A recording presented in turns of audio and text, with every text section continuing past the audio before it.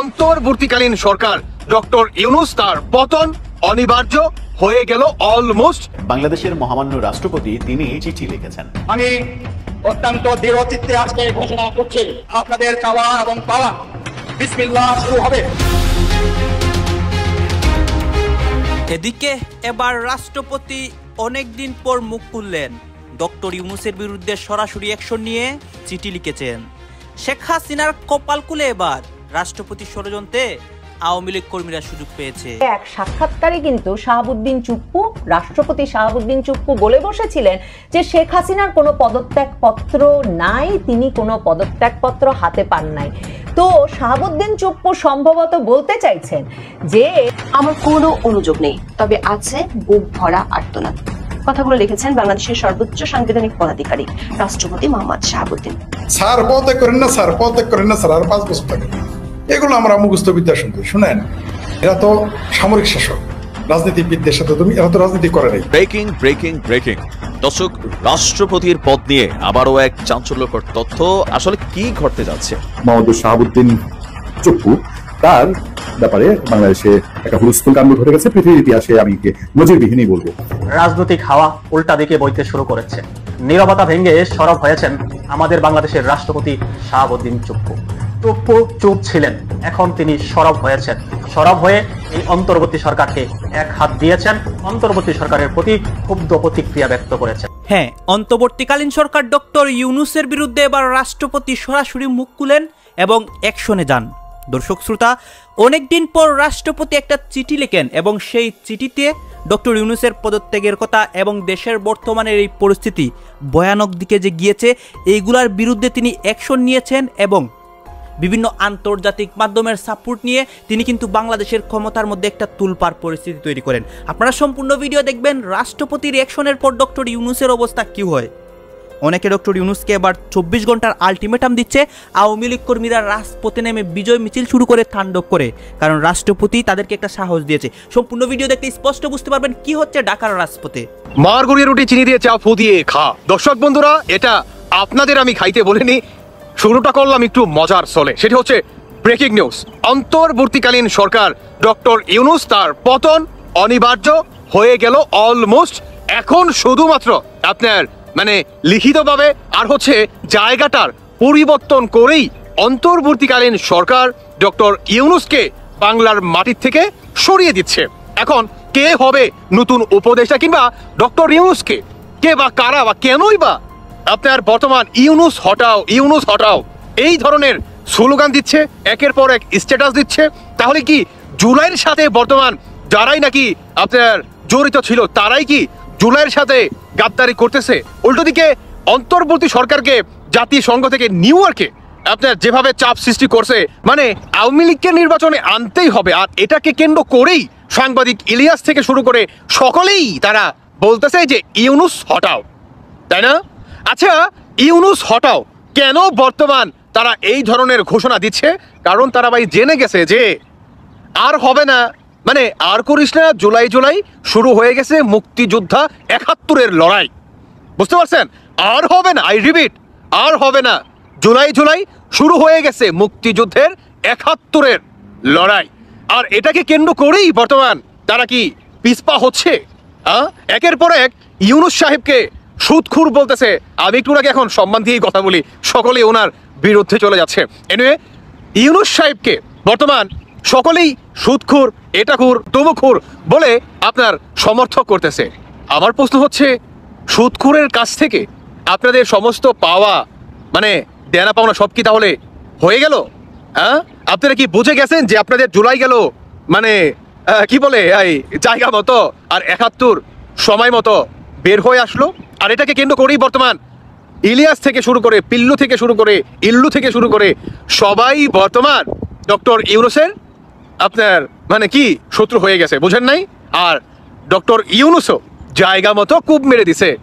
আওয়ামী লীগের সমস্ত কার্যক্রম তিনি নিষিদ্ধ থেকে আপনার বৈধতা পর্যন্ত করতে যাচ্ছে। আওয়ামী লীগের বাংলাদেশে নিষিদ্ধ আর হবে না। আওয়ামী লীগ দলীয়ভাবে নিষিদ্ধ নয়, আওয়ামী লীগের যে কার্যক্রম সেটিও সচ্ছল করবে অন্তর্বর্তীকালীন সরকার। আসলে ডক্টর ইউনূস বুঝে গেছে যে আমাকে দিয়ে সরকার চালানো তো ইম্পসিবল, উল্টো আমার যারা সতীর্থর আছে, আমার যারা উপদেষ্টা আছে, বা যারা নাকি আমাকে অ্যাডভাইস করে, আমাকে মানে নানান বিষয়ে পরামর্শ দেয়, তাদের থেকে আমি আর এখন কিছু পাচ্ছি না। শুধু পাচ্ছি বালতি ভরা ঘৃণা আর পাচ্ছি সুদ করে ট্যাগটা। অতএব এটাকে এখন ধামাচাপা দেওয়ার জন্য আমাকে সরকার থেকে বের হয়ে যেতে হবে। আর উল্টো আওয়ামী লীগকে যতটা ক্ষতি করছি সেখান থেকে এখন যতটুকু পসিবল হয়, যেহেতু জাতিসংঘ থেকেও বর্তমান চাচ্ছে, মানে আওয়ামী লীগের কর্মীরা যেভাবে নিউ ইয়র্কে, আমেরিকাতে, আপনার ফ্রান্সে বা নানান ইউরোপের যে বড় বড় দেশগুলো আছে সেখানে যেভাবে তাদের মিছিল, মিটিং, সমাবেশ রাজপথে আপনার চলমান রেখেছে, এগুলা কিন্তু চিন্তা ভাবনা কিংবা জাতিসংঘ কিন্তু আমার কোনো অনুযোগ নেই, তবে আছে বুক ভরা আর্তনাদ। কথাগুলো লিখেছেন বাংলাদেশের সর্বোচ্চ সাংবিধানিক পদাধিকারী রাষ্ট্রপতি মোহাম্মদ শাহাবুদ্দিন। রাষ্ট্রপতি পররাষ্ট্র উপদেষ্টা মোহাম্মদ তৌহিদ হোসেনকে লেখা চিঠির একেবারে শেষে এই কথাগুলো লিখেছেন। সাংবাদিক জুলকারনাইন সাইরের পোস্ট থেকে ছড়িয়ে পড়া রাষ্ট্রপতির ওই চিঠির সূত্র ধরে গণমাধ্যমগুলো খবর প্রকাশ করেছে। রাষ্ট্রপতি মোহাম্মদ শাহাবুদ্দিনের ওই বুক ভরা আর্তনাদ শব্দগুলো বাংলাদেশের প্রশাসনিক স্বচ্ছতা ও সাংবিধানিক মর্যাদার উপর এক গভীর প্রশ্নচিহ্ন এঁকে দিয়েছে। বাংলাদেশের সংসদীয় ইতিহাসে সম্ভবত এই প্রথম কোনো ক্ষমতাসীন রাষ্ট্রপতি তার সাংবিধানিক পদের মর্যাদা ক্ষুণ্ণ হওয়ার বিষয়ে নির্বাহী বিভাগের বিরুদ্ধে গভীর মানসিক কষ্টের কথা জানালেন। গত 15 আগস্ট মৌখিক আদেশে সব কূটনৈতিক মিশন, কনসুলেট, কূটনীতিকদের অফিস এবং বাসভবন থেকে যেভাবে রাষ্ট্রপতির ছবি সরানো হয়েছে তাতে রাষ্ট্রপতি বিস্মিত ও স্তম্ভিত হয়েছেন। রাষ্ট্রপতির এমন চিঠি অন্তর্বর্তীকালীন সরকারের ক্ষমতার ভারসাম্যের ক্ষেত্রে এক গভীর সাংবিধানিক জিজ্ঞাসার জন্ম দিয়েছে। তার চেয়ে বড় প্রশ্ন, আলোচনার ইস্যু থেকে হারিয়ে যাওয়া একটি বিষয় নিয়ে প্রায় 1.5 মাস পর কেন রাষ্ট্রপতি চিঠি দিলেন। বিস্তারিত জানতে চলুন যাওয়া যাক বিশ্লেষণে। মূল ঘটনাটি ঘটে গত 15 আগস্ট। ওই দিন পররাষ্ট্র মন্ত্রণালয় বিদেশে অবস্থিত বাংলাদেশের সব কূটনৈতিক মিশন, কনসুলেট, কূটনীতিকদের অফিস এবং বাসভবন থেকে রাষ্ট্রপতি মোহাম্মদ শাহাবুদ্দিনের ছবি সরানোর নির্দেশনা দেয়। সবচেয়ে রহস্যজনক বিষয় ছিল এই নির্দেশটি ছিল মৌখিক বা অনানুষ্ঠানিক, লিখিত সার্কুলার বা আদেশ জারি করা হয়নি। দৈনিক সমকাল, কালের কণ্ঠ সহ একাধিক সংবাদ মাধ্যম এই মৌখিক নির্দেশের খবর নিশ্চিত করে। তখন এমন গোপনীয়তার কারণে পুরো বিষয়টি গভীর বিতর্কের জন্ম দেয়। পররাষ্ট্র মন্ত্রণালয়ের সূত্রগুলো জানায় এই মৌখিক নির্দেশ মূলত গত 15 আগস্ট টেলিফোনের মাধ্যমে দেওয়া হয়। প্রশ্ন উঠেছিল, গত বছরের 5 আগস্টের পর যখন নতুন সরকার দায়িত্ব নিল তখনই বা কেন ছবিগুলো সরানো হয়নি। প্রশাসনিক দিক থেকে এটি ছিল নজিরবিহীন সিদ্ধান্ত। সাধারণত রুলস অফ বিজনেসে রাষ্ট্রপতির ছবি টাঙানোর সরাসরি কোনো বিধান না থাকলেও এটিকে একটি শিষ্টাচারমূলক নিয়ম বা নর্মস হিসেবে দেখা হতো। সংবিধানের 4 ক অনুচ্ছেদ অনুযায়ী বঙ্গবন্ধু শেখ মুজিবুর রহমানের প্রতিকৃতি সংরক্ষণ ও প্রদর্শনের বাধ্যবাধকতা রয়েছে। অন্য কারো ছবি টাঙানোর কথা সংবিধানে বলা হয়নি, কিন্তু বিদেশে অবস্থিত মিশনগুলোতে রাষ্ট্রপতির ছবি রাখাটা ছিল প্রথা। এই বিতর্কের সময় অধিকাংশ মিশন জিরো পোর্ট্রেট নীতি অনুসরণ করছে বলে জানা যায়। কিন্তু এই নীতি যদি সত্যি হতো তবে কেন পররাষ্ট্র মন্ত্রণালয়ের ক্যাফেতে তখনও রাষ্ট্রপতির ছবি ছিল? এই বৈপরীত্য পুরো ঘটনাটিকে আরো রহস্যময় করে তুলেছিল। বাংলাদেশের সংবিধান অনুযায়ী রাষ্ট্রপতির পদটি দেশের সর্বোচ্চ পদমর্যাদার হলেও প্রায়োগিক দিক থেকে এই পদটাকে আলংকারিক ধরা হয়। বিশেষ করে রাষ্ট্রপতির ক্ষমতা প্রধানমন্ত্রীর বিপরীতে যে একেবারে কম সেটা নিয়ে বহু আলোচনা আছে। আলংকারিক বলি হয়তো রাষ্ট্রপতির ছবি সরানোর ইস্যুটি খুব তাড়াতাড়ি লোকচক্ষুর আড়ালে চলে গিয়েছিল, কিন্তু সেই ইস্যুতে প্রায় 1.5 মাস পর চিঠি দিলেন খোদ রাষ্ট্রপতি নিজেই। চিঠিটি লিখেছেন পররাষ্ট্র উপদেষ্টা মোহাম্মদ তৌহিদ হোসেন। বড় সাংবাদিক জুলকারনাইন সাইর চিঠিটি নিজের ভেরিফাইড ফেসবুক পেজে পোস্ট করে বলেছেন, এর সত্যতা নিশ্চিত করা গেলেও পররাষ্ট্র উপদেষ্টা এই চিঠি হাতে পেয়েছেন কিনা তা তিনি নিশ্চিত হতে পারেননি। দর্শক, গত জানুয়ারির শেষ দিকে রাষ্ট্রপতির প্রেসিং বাতিল করেছে সরকার। 29 জানুয়ারির পর থেকে রাষ্ট্রপতির কোনো বাণী ও ছবি রাষ্ট্রপতির দপ্তরের ওয়েবসাইটে আপলোড করা হয় না। রাষ্ট্রপতি তার চিঠিতে লিখেছেন তিনি সরকারের জিরো পোর্ট্রেট নীতির প্রতি পূর্ণ সমর্থন জানান। তিনি রাজনৈতিক হাওয়া উল্টা দিকে বইতে শুরু করেছে। নীরবতা ভেঙে সরব হয়েছেন আমাদের বাংলাদেশের রাষ্ট্রপতি শাহাবুদ্দিন চুপ্পু। চুপ ছিলেন, এখন তিনি সরব হয়েছেন। সরব হয়ে এই অন্তর্বর্তী সরকারকে এক হাত দিয়েছেন, অন্তর্বর্তী সরকারের প্রতি ক্ষুব্ধ প্রতিক্রিয়া ব্যক্ত করেছেন। আমরা সকলে অবগত আছি, পররাষ্ট্র মন্ত্রণালয়ের নির্দেশনা ক্রমে বাংলাদেশের বিদেশে অবস্থানরত সকল দূতাবাস থেকে রাষ্ট্রপতির ছবি অপসারণ করা হয়েছে। এতেই ক্ষুব্ধ হয়েছেন রাষ্ট্রপতি শাহাবুদ্দিন চুপ্পু। তাই তিনি পররাষ্ট্র মন্ত্রণালয়ে একটি চিঠি দিয়ে ক্ষুব্ধ প্রতিক্রিয়া ব্যক্ত করেছেন। এ নিয়ে একটি প্রতিবেদন প্রচার করা হয়েছে। প্রতিবেদনে বলা হচ্ছে, বিদেশে অবস্থিত বাংলাদেশি দূতাবাস ও কনসালটেন্ট অফিস থেকে রাষ্ট্রপতি মোহাম্মদ শাহাবুদ্দিনের ছবি সরানোর নির্দেশ দেয় পররাষ্ট্র মন্ত্রণালয়। সম্প্রতি বিভিন্ন দেশের বাংলাদেশি দূতাবাস থেকে রাষ্ট্রপতির ছবি সরিয়ে ফেলা হয়েছে বলে গণমাধ্যমে খবর আসে। তবে বিষয়টি নিয়ে পররাষ্ট্র উপদেষ্টা মোহাম্মদ তৌহিদ হোসেনকে একটি চিঠি দিয়েছেন রাষ্ট্রপতি শাহাবুদ্দিন চুপ্পু। আজ বুধবার নিজের ভেরিফাইড ফেসবুক পেজে ওই চিঠি প্রকাশ করে এ তথ্য জানান অনুসন্ধানী সাংবাদিক জুলকারনাইন সায়েদ খান। গত 28 নভেম্বর 2025 রাষ্ট্রপতি ওই চিঠিতে স্বাক্ষর করেন।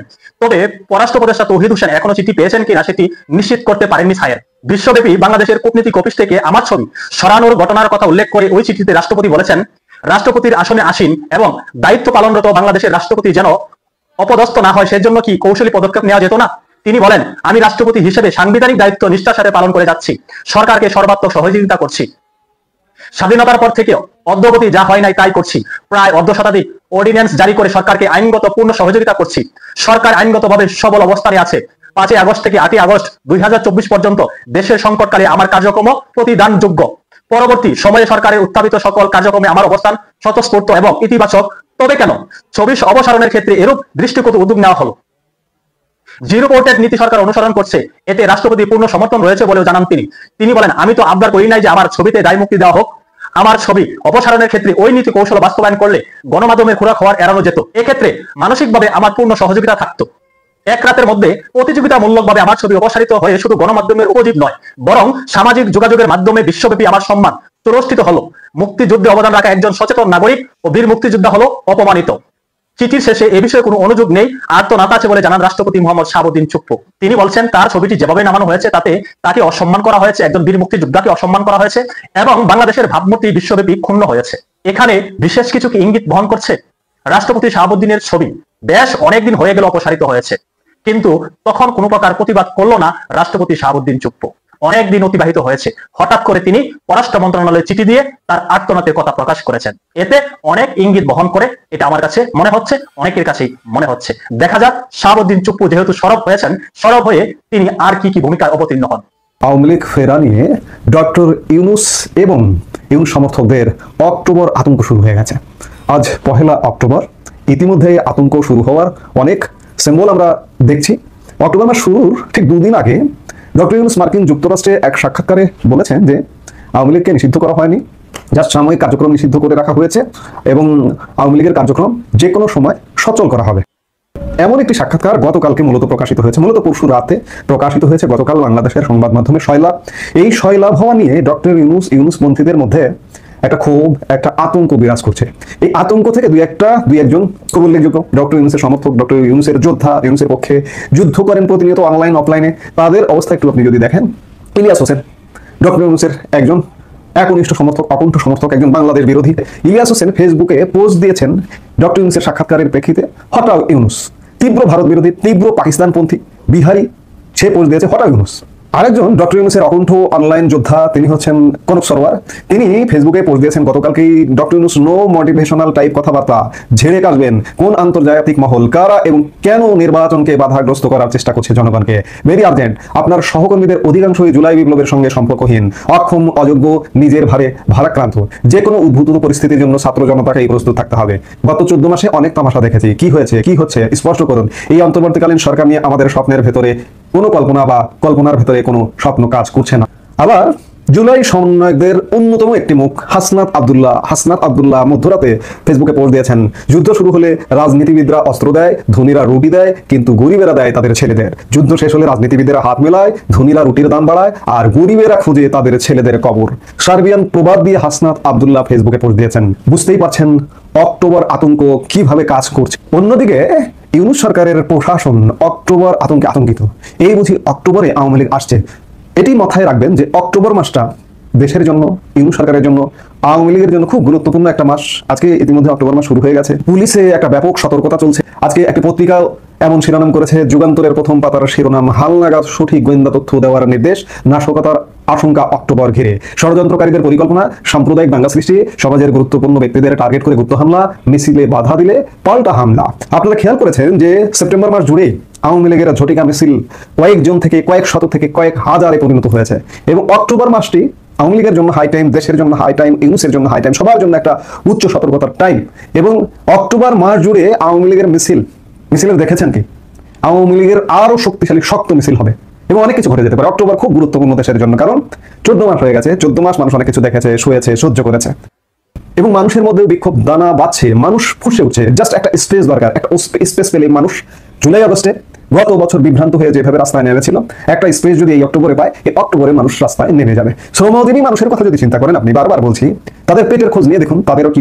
দর্শক, আপনারা তো দেখলেন এখানে কি কথা হচ্ছে। অনেকে কিন্তু অনেক কথা বলতেছে, অনেকে আলোচনা করতেছে, অনেকে সমালোচনা করতেছে দেশের বিভিন্ন অবস্থা এবং পরিস্থিতি নিয়ে, বিশেষ করে দেশের রাজনৈতিক প্রেক্ষাপট নিয়ে কথা হয়, আরও অনেক বিষয় নিয়ে সবাই আলোচনা সমালোচনা করে। দর্শক শ্রোতা, এই বিষয়গুলো নিয়ে এখানে যে আপনাদেরকে বক্তব্যগুলো দেখেছি, বা রাষ্ট্রপতির বিষয়ে অনেক কথা হচ্ছে, উনি যে চিঠি লিখেছেন, অন্যদিকে ডক্টর ইউনূসের বিষয়ে, এই বিষয়গুলো নিয়ে আপনাদের মন্তব্য কি, অবশ্যই আপনারা আপনাদের মন্তব্যটা আমাদের কমেন্ট বক্সে লিখে যাবেন। আর হ্যাঁ, তখন আপনাদেরকে আমরা যা কিছু দেখিয়েছি সব কিছু আমরা সোশ্যাল মিডিয়া থেকে সংগ্রহ করেছি, এখানে আমাদের নিজস্ব কোনো মন্তব্য নেই বা নিজস্ব কোনো সিদ্ধান্ত নেই।